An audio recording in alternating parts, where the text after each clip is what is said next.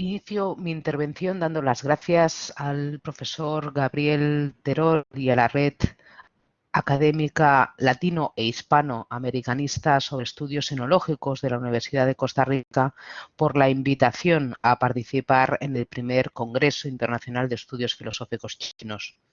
Asimismo, agradezco a todos los asistentes su atención. En mi presentación esbozaré algunos de los problemas en la clave ética que rodean la discusión desde el contexto europeo y el chino acerca de la inteligencia artificial. Paso a continuación a compartir con todos ustedes una presentación que nos servirá para ir viendo esta cuestión.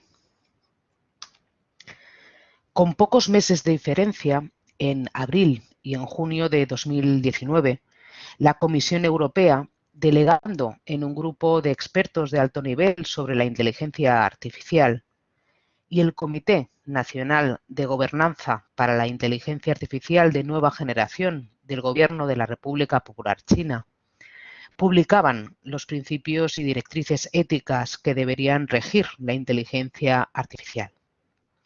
Tanto durante los meses que la Comisión Europea dedicó a la discusión de los fundamentos que se publicaron finalmente en la Guía Directrices Éticas para una Inteligencia Artificial Fiable, como posteriormente se han sucedido los exámenes y los debates filosóficos, puesto que hablamos de ética aplicada en la inteligencia artificial. Estas discusiones se producen junto a otras dirigidas a explorar las consecuencias de la cuestión de la inteligencia artificial en el tablero geopolítico, en el que están en pugna Estados Unidos, China, Rusia y, por supuesto, la Unión Europea. En esta breve intervención voy a enunciar algunos de los problemas en la clave ética que rodea la discusión desde el contexto europeo y el chino, poniendo de relieve las confluencias y, sobre todo, tratando de entender los motivos detrás de los puntos de fricción.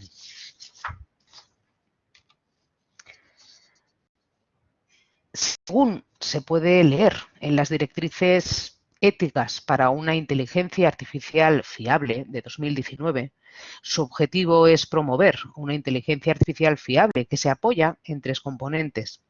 Debe ser lícita, ética y robusta.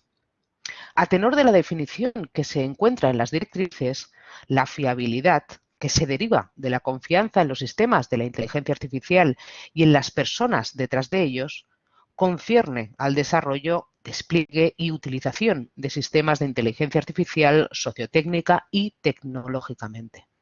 Se fundamenta en los tres componentes: licitud, garantía de respeto a las leyes y reglamentos aplicables; eticidad, asegurar el cumplimiento de los principios y valores éticos; y robustez técnica y social, principio precautorio y medidas de protección para evitar que se provoquen daños accidentales o efectos adversos e imprevistos. A pesar de este enlace teórico-conceptual, la médula ética, la fiabilidad, aunque en el texto de las directrices remite constantemente a los derechos fundamentales, queda siempre como un concepto vago, inconcreto. Esto no solamente porque se puede poner en cuestión que la fiabilidad se pueda predicar de las máquinas, sino porque desde la teorización ética sobre la confianza se requeriría, para empezar, definir con un mínimo de precisión qué se entiende por confianza y confiabilidad, ética y no solo operativamente, como cuando las directrices definen un sistema de inteligencia artificial como fiable, refiriendo a aquel que funciona adecuadamente con un conjunto de información y en diversas situaciones. Buscando la clarificación de la confianza como parte de la terminología ética que planea, pero no se concreta, en la guía de la Unión Europea, quizás sea Bernard Williams, nacido en 1929, fallecido en 2003, un filósofo de entre los mejores, ¿no?, que discutiera los claroscuros de la noción.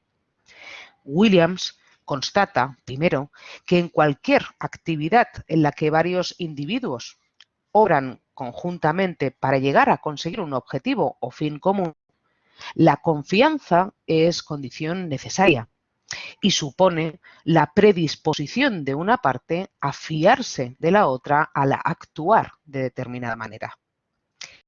Esta disposición anticipada a fiarnos de la actuación esperada del otro nos ubica en el campo indeterminado de lo expectante. Esperamos que el otro actúe de determinada manera según lo visto y observado previamente y damos por fiados sus motivos. Pero claro, la predisposición y la expectativa originan una cantidad de problemas de teorías de juegos, como bien indica Williams, sobre cómo garantizar la seguridad. Respecto a esta cuestión, como comenta el filósofo, incluso si el interés de cada parte acabara favoreciendo la cooperación, esta situación solamente puede producirse si se conoce que cada una de las partes, en efecto, prefiere la colaboración y ha interiorizado actuar adecuadamente para ese fin común. Williams advierte de la incertidumbre irreducible en la predictabilidad fiable de los seres humanos y sus comportamientos, sujetos a deseos, tentaciones, valores diversos y divergentes. ¿Se podría limitar en cierto modo tal incertidumbre humana? ¿Y en la inteligencia artificial?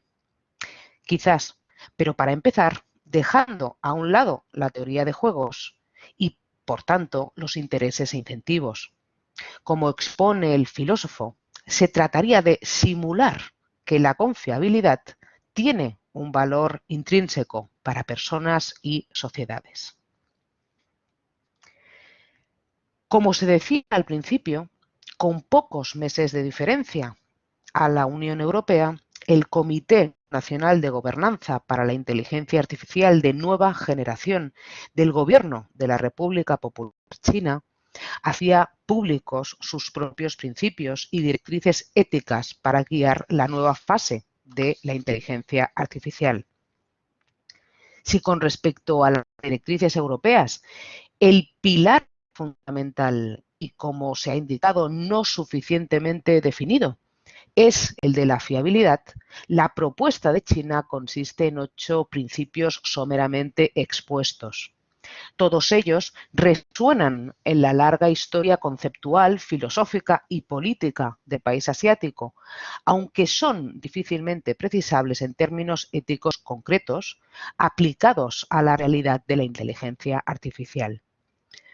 Los principios para el desarrollo de la inteligencia artificial que presenta el comité son armonía y amigabilidad con los humanos, equidad y justicia, inclusión y desarrollo compartido, respeto por la privacidad, seguridad y controlabilidad, responsabilidad compartida, apertura y colaboración y gobernanza ágil.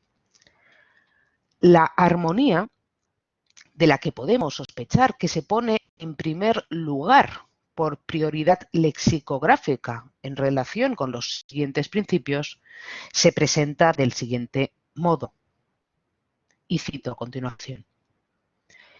El objetivo del desarrollo de la inteligencia artificial debería ser promover el bienestar de la humanidad, nos dice el documento del Comité Chino. Debe ajustarse a los valores humanos y los principios éticos, promover la armonía humano-máquina y servir al progreso de la civilización humana.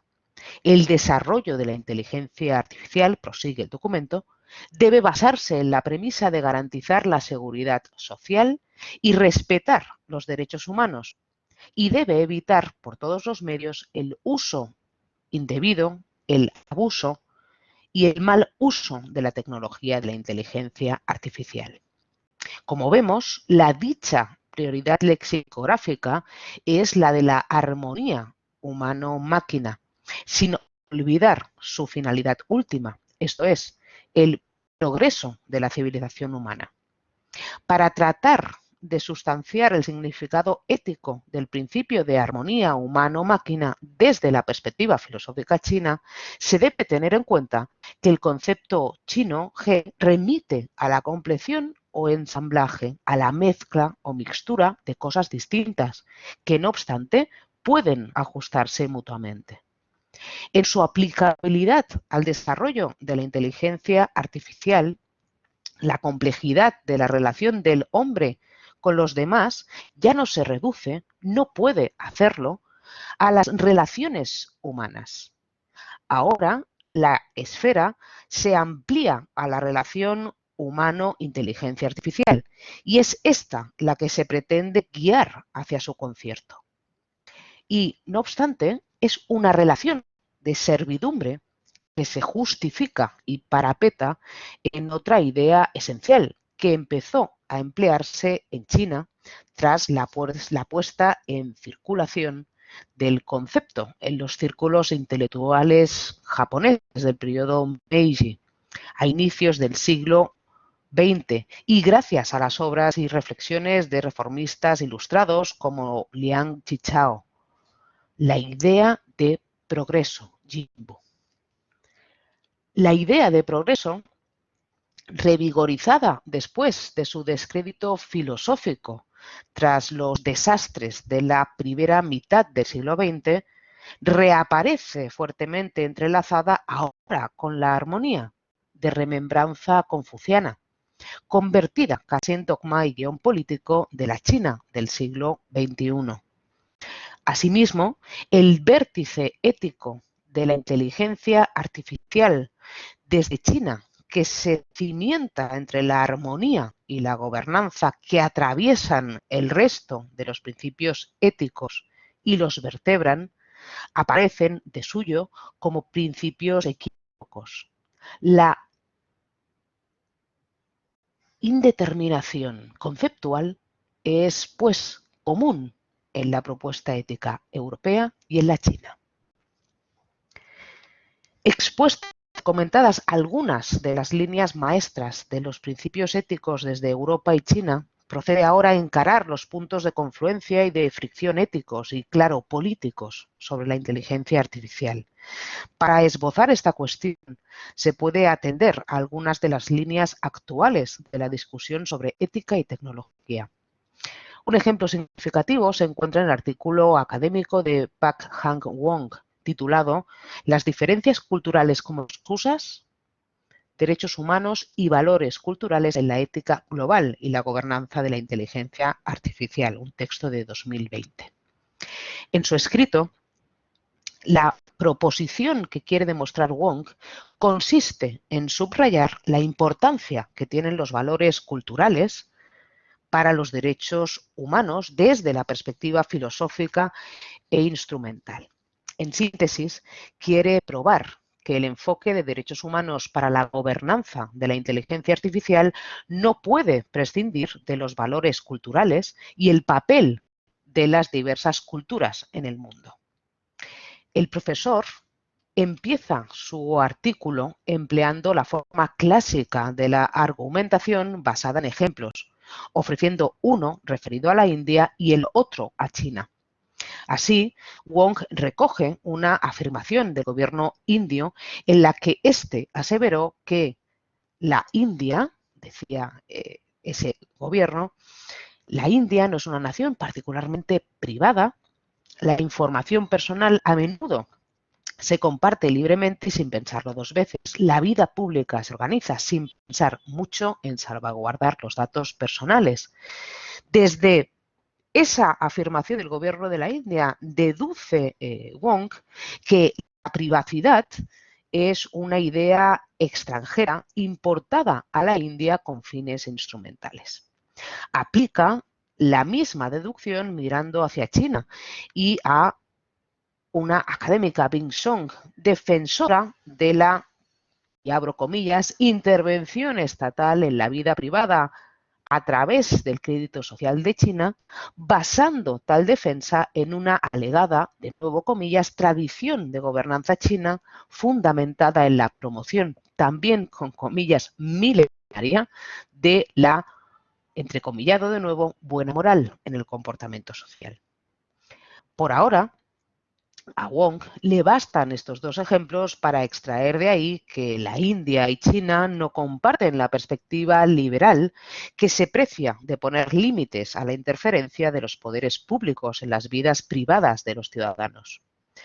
Contrasta, no obstante, que tanto la India como China finalmente han acatado y legislado sobre la cuestión, protegiendo la privacidad y, en el caso de China, recogiendo el Comité Nacional el principio del respeto por la privacidad como uno de los componentes de su marco ético de la inteligencia artificial.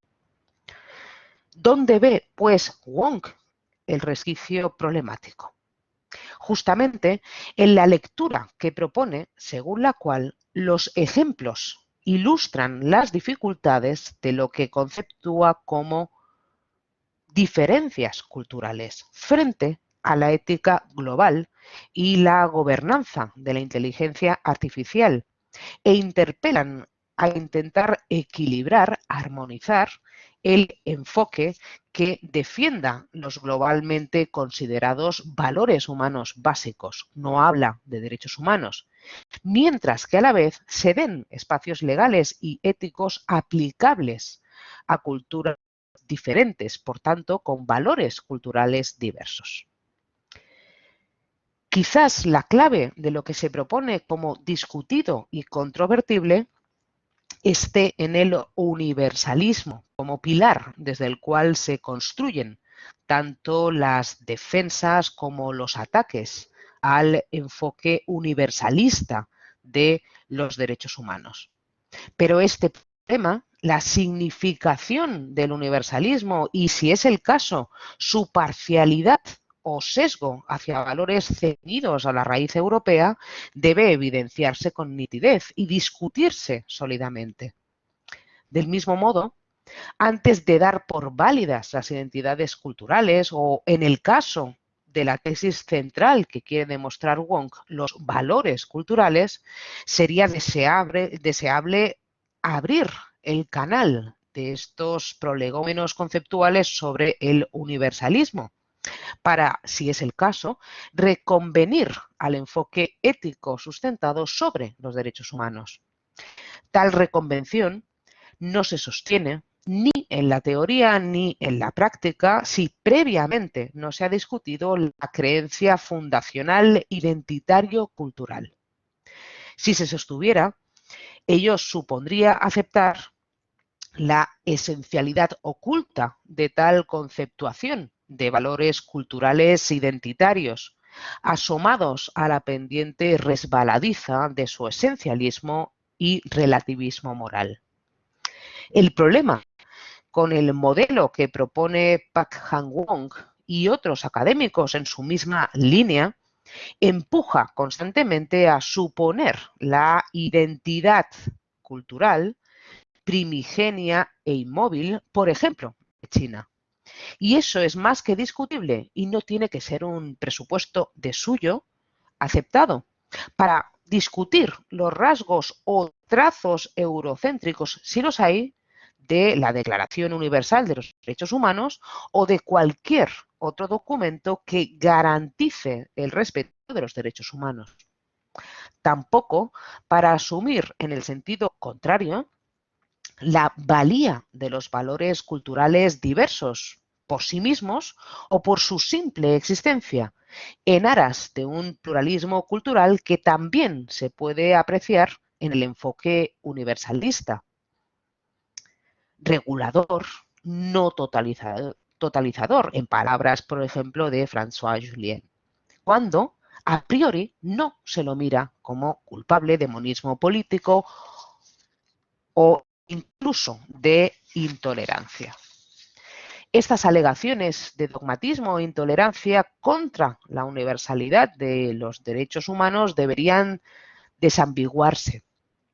Del mismo modo que no se tiene que rechazar la beta del pluralismo dentro del concepto de valores culturales, aunque sí discutirlo para frenar su cercanía con el esencialismo o relativismo moral. ¿Qué tenemos después de este trayecto breve por las directrices éticas desde Europa y China y la discusión confrontativa entre derechos humanos, una inteligencia artificial universalista y valores culturales, una inteligencia artificial particularista?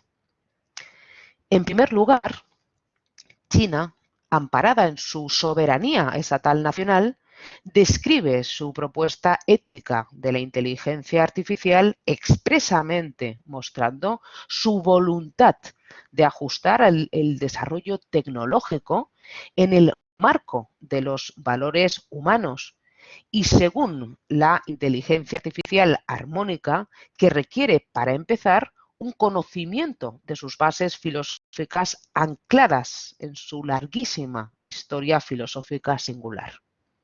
Además de los problemas de precisión ética, problemas que comparte con la inteligencia artificial fiable que defiende Europa, surgen otros cuando se cruzan los principios y directrices éticas del gobierno chino, explicitados con las derivaciones éticas interpretativas desde voces actuales que proponen tener en cuenta los valores socioculturales de países con regímenes no democráticos o, como esas voces los conceptúan, no liberales. En segundo lugar, el contexto plurinacional que queda amparado en las directrices y el libro blanco de la Comisión Europea y, por tanto, de la Unión Europea y los países que forman parte de ella, muestra también resquicios significativos. Por un lado, está la debilidad conceptual de la confianza o fiabilidad de la inteligencia artificial como anclaje ético. Por otro, la sombra que se cierne sobre unos principios éticos que parecen haberse plegado a intereses industriales privativos. Este es un problema muy serio, como lo es pensar que la Unión Europea se está mercadeando con la ética y rebajando las pretensiones de fijar límites al desarrollo y al uso de la inteligencia artificial significativamente en la industria armamentística. Tiene que ver muy directamente con la patente y extremadamente problemática falta de autonomía tecnológica de Europa.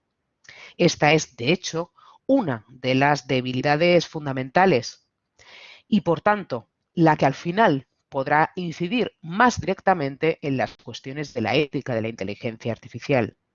Si Europa no es autosuficiente y depende tecnológicamente de Estados Unidos y de China, ¿cómo va a conseguir que se cumplan los principios éticos que propone de manera efectiva?